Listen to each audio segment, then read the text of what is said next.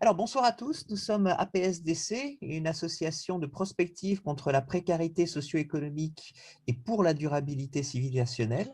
Et c'est une association qui a pour but d'apporter une contribution au débat et à l'action politique sur des thèmes variés, le salariat, le placement professionnel pour chacun, la formation des citoyens, l'économie, l'écologie, la santé, l'égalité entre les femmes et les hommes, les sciences et les médias, l'équilibre entre les pouvoirs, l'Europe et plus globalement sur les enjeux de civilisation.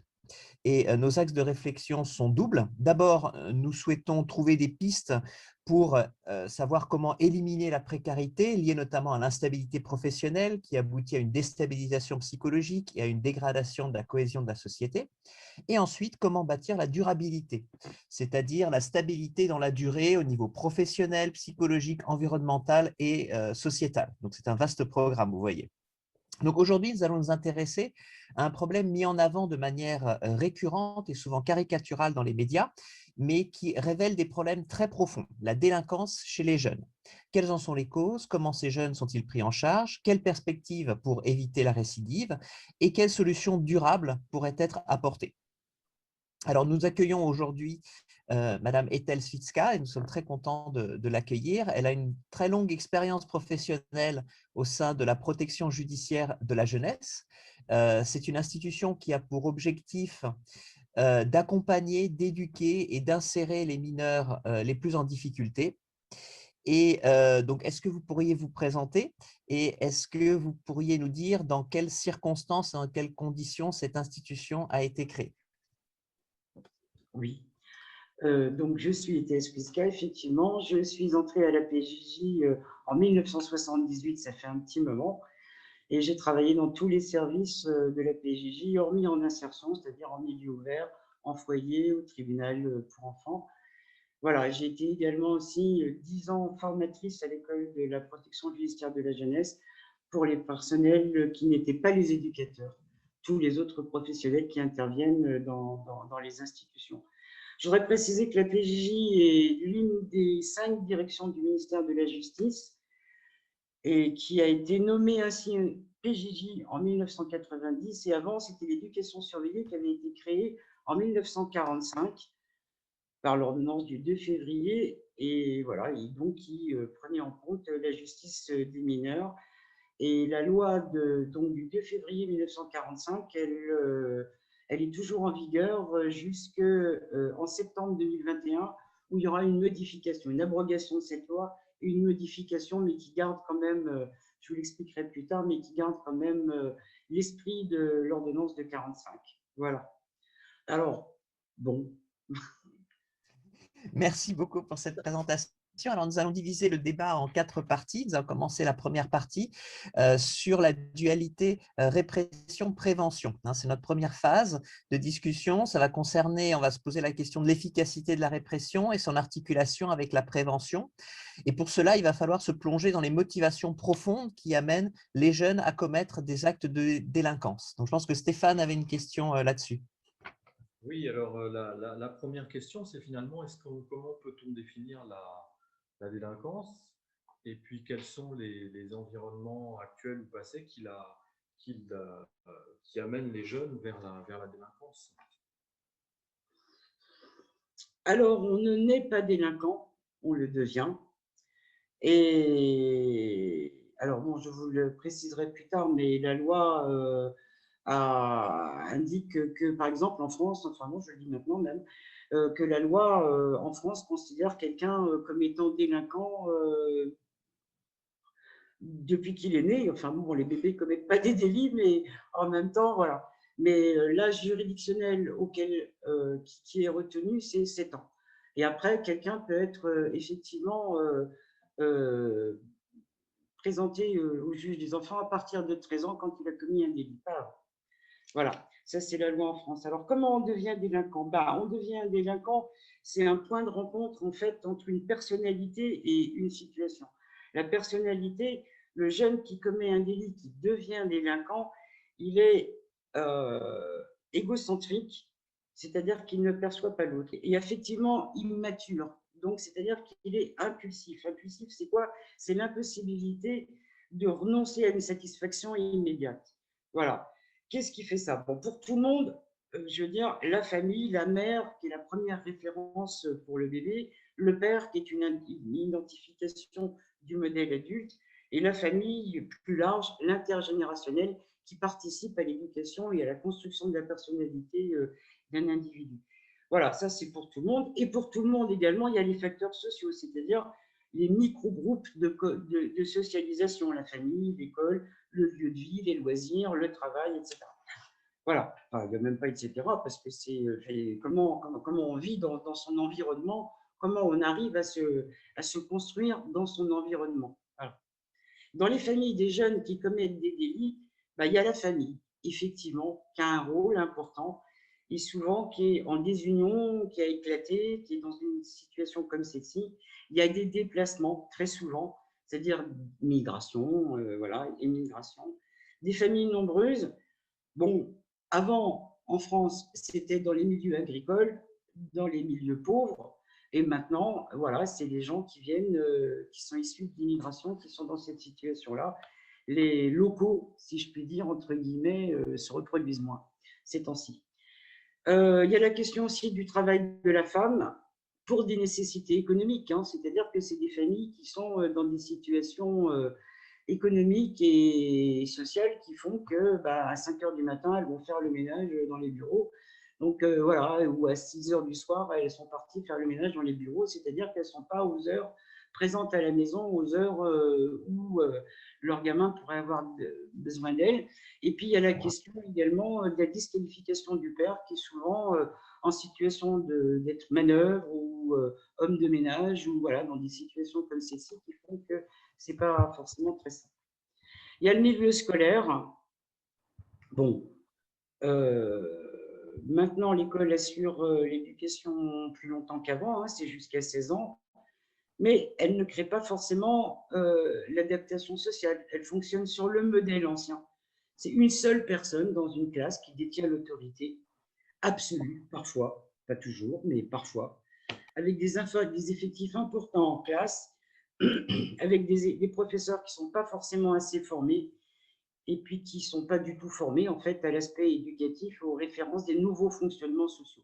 C'est-à-dire que chacun à l'école, les professeurs, bah, ils se débrouillent tout seuls, ils sont tout seuls dans leur classe et voilà. Donc on y reviendra certainement après parce que c'est une vraie question. Puis il y a le groupe de camarades qui est parfois qui est important pour un adolescent, pour un enfant.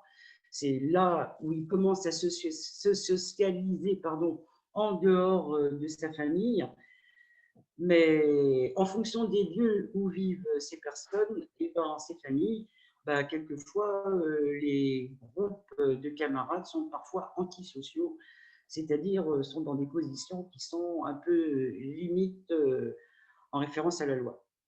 Bon, il y a la question des milieux de vie, hein, c'est ce que je viens de dire, les cités, la ségrégation raciale, la ségrégation sociale, les loisirs qui ne sont pas toujours adaptés aux enfants de ces classes sociales, effectivement.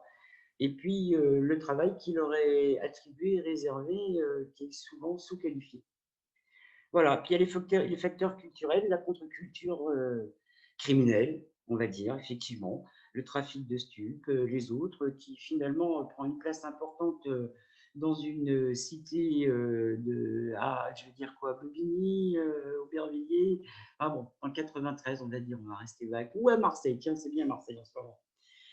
Il y a la question de la subculture, ce qu'on appelle l'isola, c'est-à-dire la méconnaissance et une mauvaise adaptation à la culture du pays. Ça veut dire que les jeunes ces jeunes se trouvent dans une situation où ils ont peu de contact avec la culture du pays dans lequel ils sont et ils se trouvent vraiment pris dans l'incapacité de se représenter ce que veulent dire les gestes, les habitudes, les comportements des gens qui les environnent. Voilà.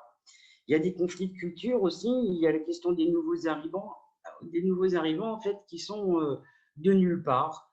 D'accord, ils viennent d'un pays et ils sont attachés à ce pays, mais au bout d'une génération, 2 générations, bah, les gamins, ils ne sont pas d'ici, ils ne sont pas de là-bas. Quand ils retournent au pays, bah, tout le monde se moque d'eux et quand ils sont ici, bah, ils sont des étrangers de toute façon.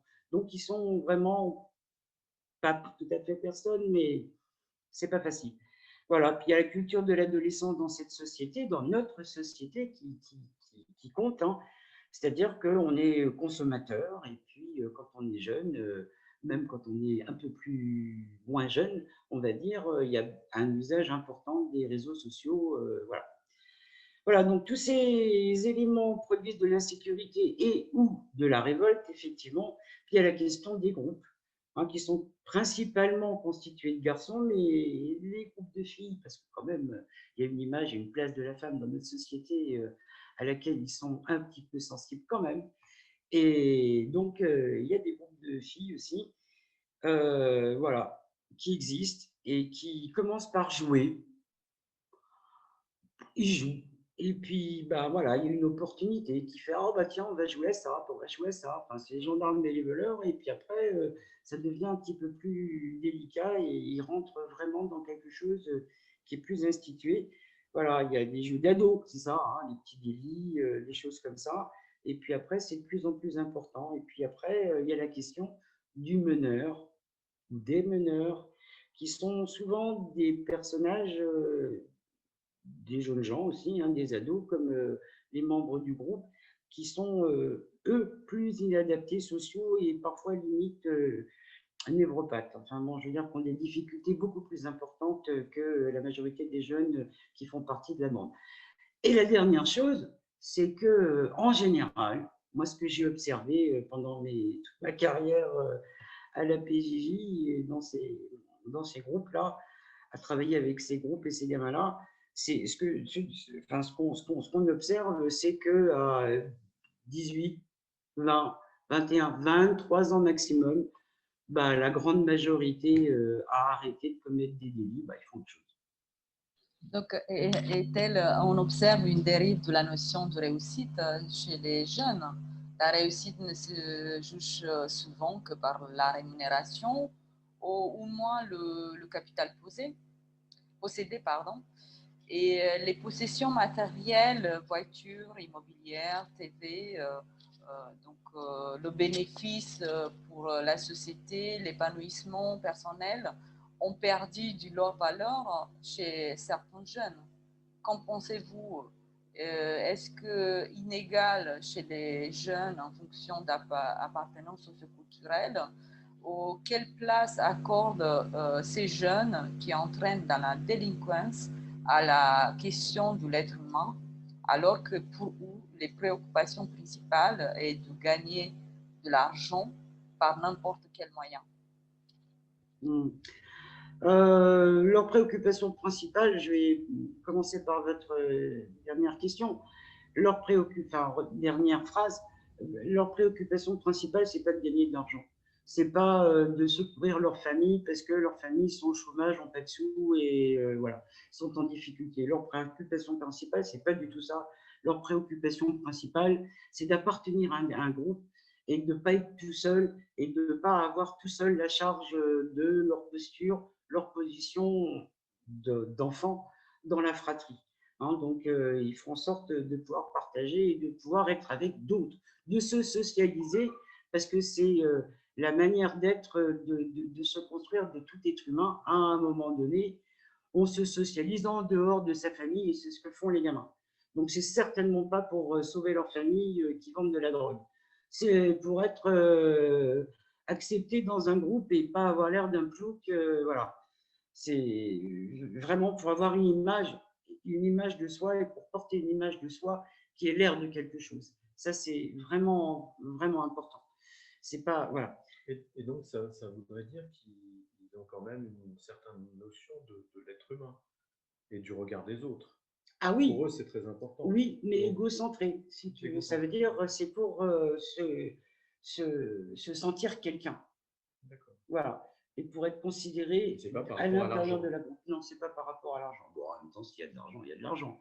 Mais c'est pas pour ça. Je veux dire, moi, j'ai vu des mômes sortant du tribunal qui étaient vachement fiers, ou sortant du commissariat qui étaient vachement fiers, parce que quand même, ils étaient allés au commissariat, quoi. Jamais ils s'étaient fait attraper, ils se sont fait attraper, quoi. Attends, je suis quelqu'un, moi aussi, j'ai été attrapée comme les potes, quoi. Bon, bah, voilà, quoi.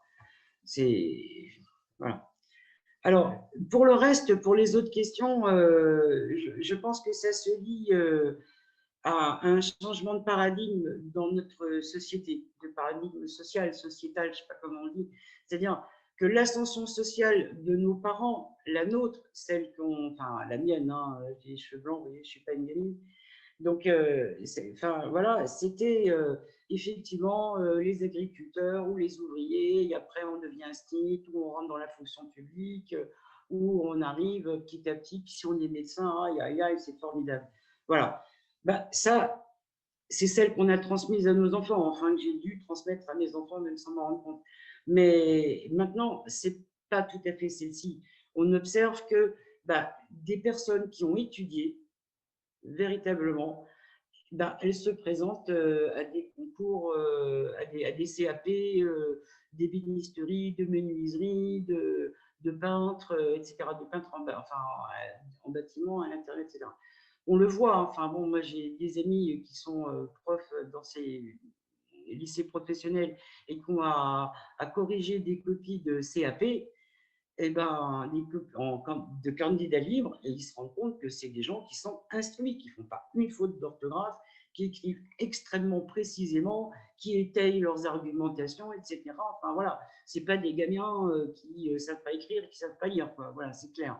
Hein, c'est des gens instruits qui décident de choisir des professions comme celle-ci. Donc c'est vraiment là maintenant, plus l'obligation d'une ascension sociale comme celle-ci, c'est une sorte de remise en question des normes de notre société d'une certaine façon, et qui font que finalement les gens se disent moi j'aime travailler le bois, ou j'aime faire ci, j'aime faire ça, voilà, c'est ce que je vais apprendre à faire et je vais le faire, ou je vais aller faire cuisiner ou faire je sais pas quoi. Vous voyez, il y a quelque chose. Alors, c'est pas des vérités hein, que je dis. Je n'ai pas la prétention de dire des vérités, j'engage ma parole. C'est le résultat d'expérience et l'analyse que je peux avoir de ce qu'on vit en ce moment. Je veux dire, rien d'autre. Hein.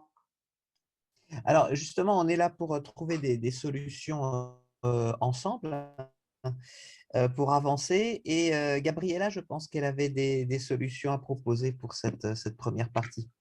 Alors, les solutions que j'aimerais proposer, c'est avant tout d'intégrer les jeunes dans des activités qui vont les épanouir socialement, et pour qu'ils se retrouvent pas avec les mêmes personnes, par exemple, comme vous avez dit, Madame Ziska, de se retrouver avec les mêmes personnes et de plus être seul en dehors de sa famille, mais de socialiser avec d'autres personnes qui sont d'autres classes sociales, et ça peut les aider. Et en même temps, que les écoles, les lycées, les universités essayent d'intégrer ces jeunes-là en faisant des affiches, des activités, pas forcément payantes, des cercles philosophiques, des cercles de lecture, de recyclage, d'écologie, pour que ces jeunes puissent se sentir utiles à la société, et pour qu'ils… Je pense que c'est une question d'utilité aussi. Quand on ne se sent pas utile, on a envie de faire des choses pour se sentir utile, pour se sentir remarqué, et plus on va intégrer ces jeunes-là et leur montrer qu'ils vont se sentir qu'ils sont utiles à quelque chose, qu'ils ont un but dans leur vie, à mon avis, ça peut changer quelques pourcentages et peut-être diminuer cette délinquance. Tout à fait, je suis d'accord avec vous. C'est une démarche qui est en route. Hein. Il y a par exemple une troisième école, une deuxième école qui a été créée, une troisième école pour les AENM, École nationale de la magistrature, et qui font cet effort-là, effectivement, c'est-à-dire, c'est pas un effort, en fait, je dis, effacez ça. Je veux dire, qui ont institué cette démarche, c'est-à-dire d'intégrer, de réserver des places et d'intégrer des jeunes qui sont d'un milieu social qui est a priori défavorisé et qui auraient du mal à pouvoir rentrer dans ces écoles autrement. Vous voyez, donc voilà, ça c'est une démarche qui est en route. Dans les cités, dans les quartiers, comme on dit, effectivement, il y a des centres d'animation, il y a des équipes de prévention, il y a des associations qui travaillent à faire en sorte que l'aspect culturel et interculturel puisse être pris en compte. Voilà. Maintenant, il y a la société qui dit, bah, d'accord, la société, c'est vous, c'est moi, hein, c'est tout le monde, hein, qui dit, oh bah oui, d'accord, c'est intéressant, mais je veux pas de pauvres chez moi, quoi. Faut voir. Faut pas qu'il y ait trop de blagues, faut pas qu'il y ait trop de ci, trop de ça dans mon immeuble, parce que quand même, ils font du bruit, etc., etc. Voilà, il y a ça. Et puis, voilà, et puis dans les écoles, je vois dans le 12e, qui est un quartier mixte, hein, voilà, il y a toutes les nationalités, des classes sociales vraiment mélangées, là, pour le coup, assez mélangées, hein, parce que ce n'est pas des très riches, ce n'est pas des très pauvres non plus, c'est dans les moyens, petits moyens ou moyens, voilà, hein, qui sont mélangés. Ben, qu'est-ce que font les parents? Un certain nombre de parents, ben, ils mettent leur môme dans les écoles privées, quoi. Voilà. Cette mixité-là, elle est dans l'esprit politique du moment. Elle est mise en place par beaucoup de choses. Il y a les classes relais, il y a voilà, circulaire de 1998, je pourrais vous donner du détail. Il y a circulaire de 2015 sur le suivi du parcours scolaire qui fait des interactions entre différents intervenants. Il y a l'exposition 13-18 qui est conçue, question de justice, qui a été conçue en 93, qui continue à exister, c'est-à-dire c'est des éducateurs de la PJJ qui vont dans les collèges et qui expliquent toutes les questions de justice, toutes les choses comme ça aux gamins, qui leur expliquent vraiment, qui leur permettent de s'attaquer, enfin, je veux dire, de réfléchir à la question de la citoyenneté, de la laïcité, de la radicalisation des opinions, de l'usage des réseaux sociaux, etc. Il y a de la publicité, tiens, la feuille que j'ai montrée tout à l'heure et qu'on voit à l'envers, mais c'est une publicité dans 20 minutes, hein. Je veux dire, qui met en garde, c'est juste un selfie qui met en garde contre les réseaux sociaux. Hein. Alors d'accord, c'est Orange qui fait ça, on s'en fiche, mais voilà, qui met vraiment en garde contre les réseaux sociaux. Il y a Google qui s'est branché avec une association et des associations ici qui sont assez nombreuses, qui s'appellent Ma Voix et qui font en sorte que de réinscrire les gens qui sont un petit peu perdus, d'ailleurs, toute classe sociale au point de vue professionnel, toute classe sociale mélangée, et qui sont les réinscrire dans le champ du travail avec une formation, avec une aide, un accompagnement, et ce que vous évoquiez, un mentorat, etc. Enfin, voilà, au plan politique, c'est pensé et enfin, je veux dire, il y a vraiment plein d'initiatives qui sont mises en place.